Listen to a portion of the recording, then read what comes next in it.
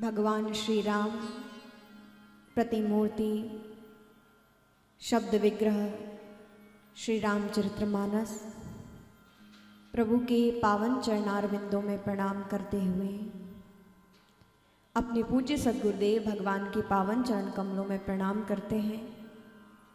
पूज्य गुरुदेव भगवान की परम सन्निधि को अनुभव करते हुए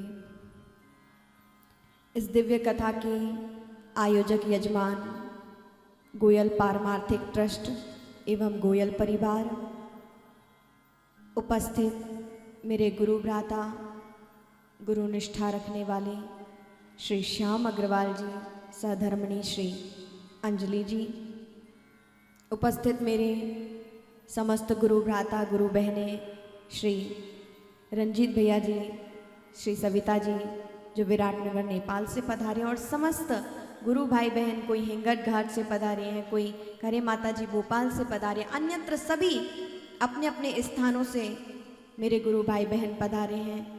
ऐसी दयामयी करुणामयी माताएं बहनें सभी के हृदय में विराजमान परमात्मा के चरणों में मेरा कोटि कोटि प्रणाम स्वीकार करें। प्रभु कृपा से गुरुदेव की अकारण अनुग्रह से भगवान श्री राम के दिव्य चरित्रों का रसपान करने का हम आप सभी को सौभाग्य प्राप्त हो रहा है। बिना गुरु कृपा, बिना इष्ट कृपा के सत्संग में व्यक्ति का मन सहज ही नहीं रमण कर सकता। आपके पुण्य फल जब जागृत होते हैं, पूर्वजों की कृपा आपके समक्ष आती है, गुरु अनुग्रह करते हैं, तब जीव के मन में भगवत चर्चा श्रवण करने का भाव जागृत होता है। ऐसे परम पुण्यशाली श्रोतागण प्रयागराज क्षेत्र में परम ऐसी पवन भूमि में हम सभी दिव्य श्री रामचरितमानस को श्रवण कर रहे हैं। आज तुलसीदास रचित श्री रामचरितमानस के माध्यम से चतुर्थ दिवस की कथा में हम सभी अवगाहन करेंगे। बहुत सुंदर आप लोग 3 दिवस से प्रभु की कथा श्रवण कर रहे हैं। आज चतुर्थ दिवस प्रभु की कथा सुनने के लिए हम यहाँ उपस्थित हैं। बड़े ही प्रेम और भाव से आप कथा श्रवण कर रहे हैं। आपके चेहरे चुगली करते हैं कि आप प्रेम से सुन रहे हैं या कथा को झेल रहे हैं, है ना? तो आप सब परम भाव से, परम श्रद्धा से, प्रभु प्रेम से भरकर 3 दिन से आप निरंतर कथा श्रवण कर रहे हैं। आज पुनः आप प्रभु की शरणागति लेकर यहाँ बैठे हैं। भगवान राम के दिव्य विग्रह श्री रामचरितमानस के समक्ष बैठे हैं। आइए उन्हीं प्रभु की दिव्य कथा की ओर हम सब चलें। एक बार प्रेम से बोलें, जय श्री राम, जय श्री राम, जय श्री राम, जय श्री राम, जय श्री राम, जय श्री राम।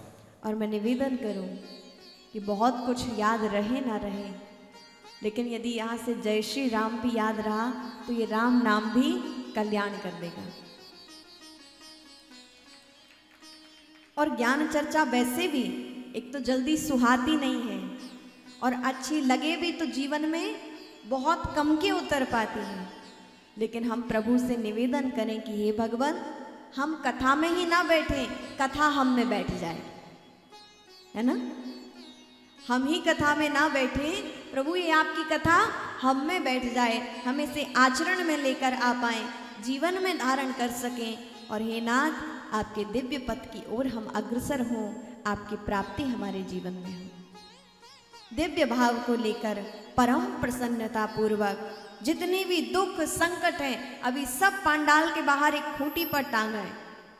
जैसे हम 2 अपने जूते या चप्पल उतारते हैं ना, ऐसे भी सब कुछ हम बाहर रख कर आए और यहाँ बैठे तो प्रभु प्रसन्नता से, प्रभु की प्राप्ति के लिए, भगवान की दिव्य कथा कानों को श्रवण कराने के लिए और जीवन में धारण करने के लिए परम भाव से बैठे, प्रसन्न चित्त होकर बैठे कि भगवान को लगे कि मेरा भक्त मुझे सुनने आया है, मेरे दर्शन करने आया है।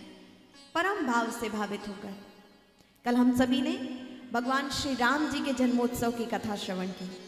कल भगवान का जन्म हुआ और दशरथ जन्म सुनी काना, मानहु ब्रह्मा नंद समाना। जिस प्रकार दशरथ जी ने अपने पुत्र की कि हमारे यहाँ पुत्र रत्न की प्राप्ति हुई है, तो ये नहीं सोचा कि हमारे यहाँ कोई लड़का हुआ है, संतान नहीं। उन्होंने क्या अनुभव किया कि आनंद हुआ है, संतान के रूप में, पुत्र के रूप में क्या आनंद हुआ है। और आप देखिए आनंद तो क्या, वहां परमानंद आए हैं। स्वयं साक्षात प्रभु अवतार लेकर पुत्र रूप में अयोध्या नगरी में पधारे हैं। धन्य है वो नगरी, धन्य है भूमि जहां पर भगवान स्वयं अवतार धारण करके आए। अच्छा देखिए, भगवान भारत की भूमि पर ही क्यों अवतार लेते हैं?